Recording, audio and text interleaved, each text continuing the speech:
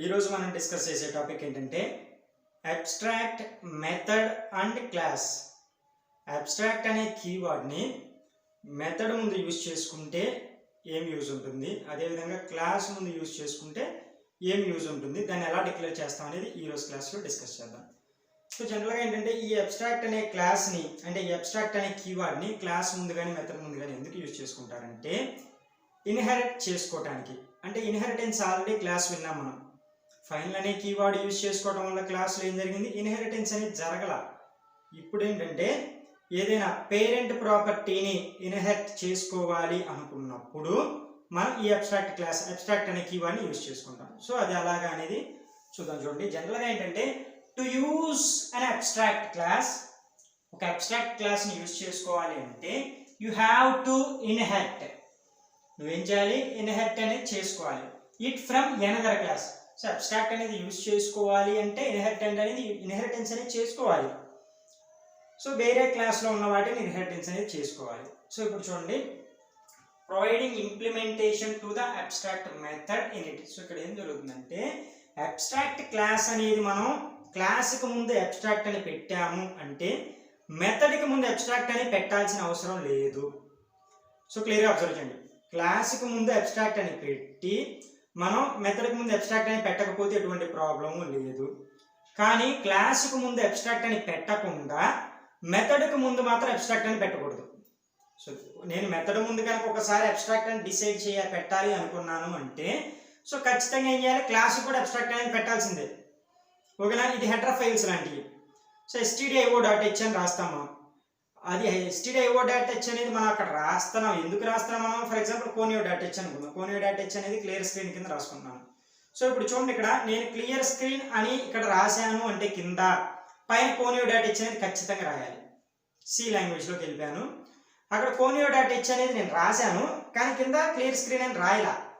So అప్పుడు ఎటువంటి problem ఉండదు. కానీ కింద క్లియర్ స్క్రీన్ అని రాశాను, పైన హెడర్ ఫైల్లో conio.h రాయాలి, అప్పుడు ఎర్రర్ వస్తుంది. సో అట్లాగా. కాబట్టి ఏంటంటే కింద అబ్స్ట్రాక్ట్ అని మెథడ్ అనేది నేను డిక్లేర్ చేస్తే పైన ఖచ్చితంగా డిక్లేర్ చేయాలి. పైన డిక్లేర్ చేస్తే కింద అవసరమైతే వాడుకుంటా, లేకపోతే లేదు. సో ఇది. సో ఇప్పుడు వచ్చేసరికి ఏంటంటే ఈ అబ్స్ట్రాక్ట్ అనే దాన్ని మనం ఎలా యూజ్ చేసుకుంటాం అనేది చూద్దాం. ప్రోగ్రామింగ్లో చూస్తాం. చూడండి, first of all class name ఉంది చూసారు. మనం మామూలు ప్రోగ్రామ్ అయితే క్లాస్ నేమ్. ఈ క్లాస్ నేమ్కి ముందు అబ్స్ట్రాక్ట్ అని పెట్టాను, ఈ కీవర్డ్ని యూజ్ చేశాను. సో నెక్స్ట్ ఇక్కడ పెట్టాను. నెక్స్ట్ అదే విధంగా చూడండి, వాయిడ్ మెథడ్. సో మెథడ్ చూసారా, డ్రా. ఈ డ్రా అనే మెథడ్కి ముందు కూడా అబ్స్ట్రాక్ట్ అని పెట్టాను. సో పెట్టకపోయినా ఎటువంటి ప్రాబ్లం లేదు యాక్చువల్గా, బట్ పెడితే ఏంటి ఉపయోగం అనేది చూద్దాం. ఓకేనా, క్లాస్ నేమ్ కింద అబ్స్ట్రాక్ట్ అని పెట్టాను, మెథడ్ నేమ్కి ముందు కూడా అబ్స్ట్రాక్ట్ అనేది డిసైడ్ చేశాను. సో ఇప్పుడు చూడండి, అబ్స్ట్రాక్ట్ అని మెథడ్ నేమ్ కింద డిసైడ్ చేస్తే, ముందు దాని కింద డిసైడ్ చేస్తే ఖచ్చితంగా ఏంటంటే దానికి బాడీ అనేది ఉండదు.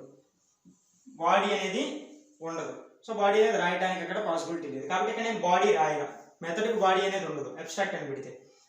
సో ఇప్పుడు చూడండి, ఇక్కడ నెక్స్ట్ క్లాస్ రెక్టాంగిల్ అని రాశాను. ఓకేనా, ఈ రెక్టాంగులర్ ఇది వచ్చరికి ఏంటి, షేప్. ఈ రెక్టాంగులర్ ఎక్స్టెండ్స్ షేప్. సో ఈ షేప్ని ఈ రెక్టాంగులర్ అనేది ఎక్స్టెన్షన్ అనేది చేసుకుంటుంది. ఓకేనా, నెక్స్ట్ చూడండి, వాయిడ్ డ్రా. సో ఇదేంటి, మెథడ్ డిక్లరేషనే, బట్ ఏంటంటే ఇక్కడ అబ్స్ట్రాక్ట్ అని పెట్టానే పెట్టలా. ఇక్కడ కనుక నేను అబ్స్ట్రాక్ట్ అని పెడితే ఖచ్చితంగా దీనికి దగ్గర కూడా అబ్స్ట్రాక్ట్ అని పెట్టాల్సిందే. కానీ నేను పేరెంట్ దగ్గర మాత్రం అబ్స్ట్రాక్ట్ అని పెట్టాలి. చైల్డ్ కదా ఇది, నెక్స్ట్ క్లాస్ చైల్డ్ కదా. సో ఈ చైల్డ్స్ దగ్గర నేను ఏంటంటే అబ్స్ట్రాక్ట్ అని పెట్టకూడదు, పేరెంట్ దగ్గర మాత్రం అబ్స్ట్రాక్ట్ అని డిసైడ్ చేసుకోవాలి. సో పేరెంట్ దగ్గర అబ్స్ట్రాక్ట్ అని డిసైడ్ చేశాను, రాశాను. తర్వాత నెక్స్ట్ ఉంది ఇక్కడ వాయిడ్ డ్రా అనే దాంట్లో system.out.printlnలో డ్రాయింగ్ రెక్టాంగిల్. సో రెక్టాంగులర్ అనేది ప్రింట్ అవ్వాలి అనుకున్నప్పుడు మనం ఏం చేస్తాం, నెక్స్ట్ ఉంది సర్కిల్. సో క్లాస్ సర్కిల్ 1, ఇది క్లాస్ నేమ్, ఎక్స్టెండ్స్ షేప్. నేను ఇక్కడ కూడా ఏం చేస్తున్నాను, ఈ షేప్నే ఎక్స్టెండ్ చేసుకుంటున్నాను. సో ఎక్స్టెండ్ ఎందుకు చేస్తున్నాను, ఇక్కడ అబ్స్ట్రాక్ట్ రాశాను కాబట్టి అబ్స్ట్రాక్ట్ పేరెంట్ అవుతుంది, అబ్స్ట్రాక్ట్ రాయని చైల్డ్ అవుతున్నాయి. చైల్డ్ దగ్గర నుంచి పైన ఉన్న షేప్ని అంటే పైన ఉన్న రెక్టాంగులర్ మనం ఇక్కడ తెచ్చుకోలేము. సో ఎందుకు, ఇతను చైల్డ్ అవుతాడు కాబట్టి చైల్డ్ దగ్గర నుంచి మనం ప్రాపర్టీస్ తెచ్చుకోలేము. సో ఇక్కడ ఏంటంటే పేరెంట్ దగ్గర నుంచే మనం ఏదైనా ప్రాపర్టీస్ తెచ్చుకోవాలి. సో కాబట్టి షేప్ అనేది ఇక్కడికి వచ్చేస్తుంది. నెక్స్ట్ దీంట్లో కూడా వాయిడ్ డ్రా అని రాశాను. సో ఇప్పుడు చూడండి, ఇక్కడ యాక్చువల్గా ఏంటంటే సేమ్ మెథడ్ నేమ్స్ రాశాను. నెక్స్ట్ చూడండి, system.out.printlnలో డ్రాయింగ్ సర్కిల్ అనేది. ఇక్కడ వచ్చరికి ఏంటి, drawing rectangle. Class name rectangle కాబట్టి ఇక్కడ రెక్టాంగిల్ డ్రా చేస్తున్నాను. ఇక్కడ వచ్చేసరికి ఏంటి, యాక్చువల్గా సర్కిల్ కాబట్టి సర్కిల్ని డ్రా చేస్తున్నాను. ఓకేనా, ఇంతవరకు నార్మల్గా. ఇప్పుడు చూడండి, క్లాస్ టెస్ట్ అనేది క్లాస్ నేము. సో ఇప్పుడు public static void main string add చేసాను, రాశాను. సో దీంట్లో రాసిన తర్వాత ఏం రాసానంటే షేప్ అనేది చూడండి ఇక్కడ. యాక్చువల్గా నేను దేనికి అంటే క్లాస్ నేమ్ ఏంటి ఇక్కడ, షేప్. అంటే ఇప్పుడు నేను ఈ క్లాస్ తీసుకుంటున్నాను, ఈ క్లాస్ని దీంట్లో ఎక్స్టెండ్ చేశాను, ఈ క్లాస్ని దీంట్లో ఎక్స్టెండ్ చేశాను. సో నేను ఈ క్లాస్ నేమ్కి ఆబ్జెక్ట్ అనేది క్రియేట్ చేశాను, న్యూ అనే ఒక కీవర్డ్ యూజ్ చేసుకొని. సో ఇప్పుడు చూడండి, ఇక్కడ వచ్చేసరికి ఏం చేస్తానంటే నేను యాక్చువల్గా నేను రాసేది ఏంటి, మనం ఇప్పుడు రాసేది ఏంటి, క్లాస్ నేము. ఇక్కడ ఒకే క్లాస్ నేమ్ రాస్తున్నాం. బట్ ఇక్కడ చూడండి, అబ్స్ట్రాక్ట్ క్లాస్ నేమ్ రాసి ఇక్కడ వచ్చేసరికి ఎస్ అనే ఆబ్జెక్ట్ క్రియేట్ చేసి న్యూ అని సర్కిల్ 1 అని పెట్టా. సో సర్కిల్ 1 అని పెట్టా కాబట్టి సర్కిల్ 1 అంటే ఇక్కడ కదా, కాబట్టి ఈ క్లాస్లోకి వెళ్తుంది.